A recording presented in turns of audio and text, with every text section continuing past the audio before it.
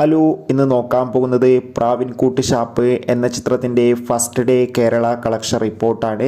വീഡിയോയിലേക്ക് വരുമ്പോൾ video like ചെയ്യുക, ചാനൽ സബ്സ്ക്രൈബ് ചെയ്യുക.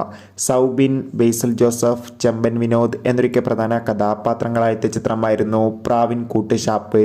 ചിത്രത്തിന് മികച്ചൊരു പോസിറ്റീവ് റെസ്പോൺസ് തന്നെയാണ് ഇപ്പോഴും പുറത്തുകൊണ്ടിരിക്കുന്നത്.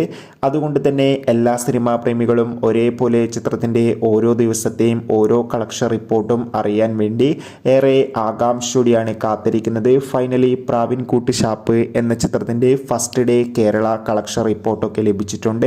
ചിത്രത്തിന് ആദ്യ ദിവസം കേരളത്തിൽ മികച്ചൊരു ബുക്കിംഗ് ആണ് നടക്കുന്നത്.